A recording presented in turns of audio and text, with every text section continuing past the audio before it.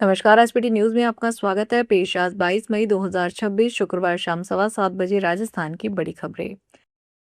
राजस्थान में सरकार को पंचायत और निकाय चुनाव 31 जुलाई तक करवाने होंगे। राजस्थान हाईकोर्ट ने शुक्रवार को यह फैसला सुनाया। हाईकोर्ट ने सरकार और राज्य चुनाव आयोग को इसमें निर्देश दिए। वहीं ओबीसी कमीशन से कहा है कि वे 20 जून तक अपनी रिपोर्ट सबमिट करें। सरकार ने कोर्ट से दिसंबर तक का समय मांगा था। इससे पहले कार्यवाहक मुख्य न्यायाधीश एसपी शर्मा की खंडपीठ ने 11 मई को सुनवाई पूरी करने के बाद फैसला रिजर्व रख लिया था। सरकार ने सुनवाई के बाद ओबीसी कमीशन की रिपोर्ट नहीं आने और अन्य परिस्थितियों के चलते अभी चुनाव नहीं करवाए जाना था। वहीं पूर्व विधायक संयम लोढ़ा और गिरिराज सिंह देवंदा का कहना है कि सरकार जानबूझकर पिछले 1.5 साल से चुनाव टाल रही है। भारत और साइप्रस के संबंधों को नई मजबूती देने की दिशा में शुक्रवार को प्रधानमंत्री नरेंद्र मोदी और साइप्रस के राष्ट्रपति निकोस क्रिस्टोडेलियोस के बीच नई दिल्ली स्थित हैदराबाद हाउस में द्विपक्षीय वार्ता हुई। पीएम मोदी ने कहा कि दोनों देशों की दोस्ती न केवल मजबूत है बल्कि भविष्य की जरूरतों और संभावनाओं के अनुरूप भी है। बैठक में विदेश मंत्री एस जयशंकर, राष्ट्रीय सुरक्षा सलाहकार अजीत डोभाल और विदेश सचिव विक्रम मिस्त्री समेत दोनों देशों के वरिष्ठ अधिकारी मौजूद रहे। इस दौरान प्रधानमंत्री मोदी ने कहा कि दोनों देशों के संबंध समय की कसौटी पर बार बार खरे उतरे हैं और अब इन्हें नई दिशा देने के लिए रिश्तों को रणनीतिक साझेदारी के स्तर तक बढ़ाया जा रहा है। बंगाल की झालमुड़ी के बाद प्रधानमंत्री नरेंद्र मोदी और इटली की प्रधानमंत्री जॉर्जिया मेलोनी से जुड़े वायरल मीम्स और रील्स ने पुरानी मेलोडी टॉफी को फिर चर्चा में डाल दिया है। सोशल मीडिया पर मोदी मेलोनी की मेलोडी ट्रेंड को होते ही जयपुर शहर में इस टॉफी की मांग अचानक बढ़ गई।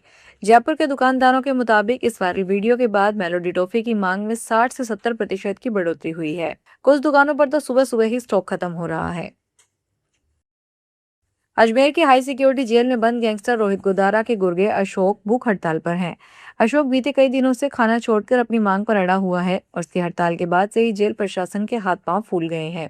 अधिकारियों ने जेल मुख्यालय को सूचना भेज दी है। अशोक के स्वास्थ्य पर भी कड़ी निगरानी रखी जा रही है। करनी सेना के राष्ट्रीय अध्यक्ष सुखदेव सिंह गोगामेडी हत्याकांड में अशोक का नाम सामने आ चुका है। उनके खिलाफ गोगामेडी के हत्यारों को हथियार सप्लाई का मामला दर्ज है। राजस्थान सरकार राज्य में ग्रीन एनर्जी और सोलर प्रोजेक्ट्स को लेकर बड़े बदलाव करने की तैयारी में है। सरकार ग्रीन एनर्जी परियोजनाओं के लिए जमीन आवंटन से जुड़े नियमों में संशोधन करने जा रही है। प्रस्तावित बदलावों के तहत अब भविष्य में सोलर और अन्य अक्षय ऊर्जा परियोजनाओं के लिए आवंटित होने वाली जमीन का 10% हिस्सा ग्रीन कॉरिडोर के रूप में विकसित करना अनिवार्य किया जाएगा। सरकार का उद्देश्य राज्य में बिजली ट्रांसमिट व्यवस्था को मजबूत करना और अक्षय ऊर्जा परियोजनाओं को अधिक व्यवस्थित तरीके से विकसित करना है। जयपुर नगर निगम में आज शुक्रवार को उस समय हड़कंप मच गया जब कोर्ट के आदेश के बाद कमिश्नर ओम कसेरा की कुर्सी कुर्क करने के लिए टीम नगर निगम मुख्यालय पहुंच गई। मामला 13 साल पुराने हाईकोर्ट आदेश की पालना नहीं किए जाने से जुड़ा है। SCJM 1 जयपुर महानगर प्रथम कोर्ट ने चंद्रकांत नागर बनाम JDA और अन्य मामले में यह कार्रवाई करने के आदेश जारी किए हैं। कोर्ट के आदेश के बाद सेल अमीन बाबूलाल शर्मा, डिग्रीदार रश्मिकांत नागर और अधिवक्ता संजय शर्मा नगर निगम मुख्यालय पहुंचे। राजस्थान के वन एवं पर्यावरण मंत्री संजय शर्मा आज जोधपुर दौरे पर पहुंचे। इस दौरान उन्होंने सर्किट हाउस परिसर में पौधा लगाकर पर्यावरण संरक्षण का संदेश दिया।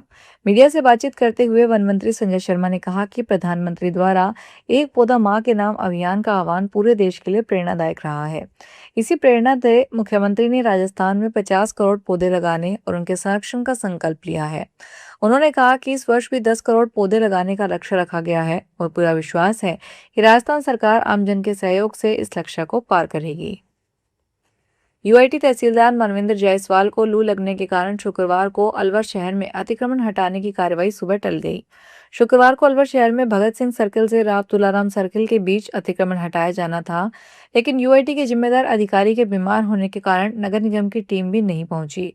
निगम के अतिक्रमण निरोधक अधिकारी निशा लखानी ने कहा कि शाम के समय अतिक्रमण हटा सकते हैं। यूआईटी के अधिकारी की तबीयत खराब हो गई। जोधपुर के बालेसर थाना क्षेत्र में 2 पिकअप में भिड़ंत हो गई। हादसे में एक पिकअप में सवार 2 लोगों की मौके पर मौत हो गई।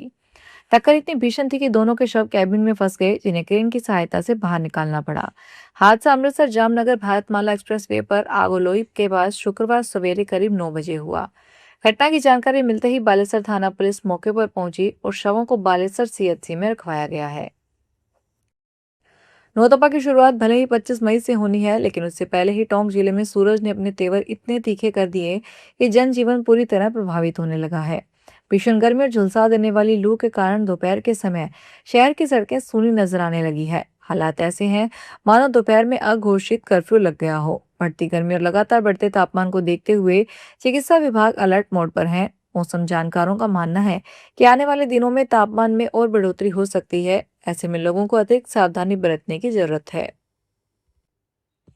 जोधपुर रेलवे स्टेशन पर शुक्रवार को रेलवे विकास का नया अध्याय शुरू हुआ है। केंद्रीय रेल मंत्री अश्विनी वैष्णव ने केंद्रीय संस्कृति एवं पर्यटन मंत्री गजेंद्र सिंह शेखावत के साथ मिलकर जैसलमेर के नवनिर्मित कोच केयर कॉम्प्लेक्स का वर्चुअल माध्यम से उद्घाटन किया।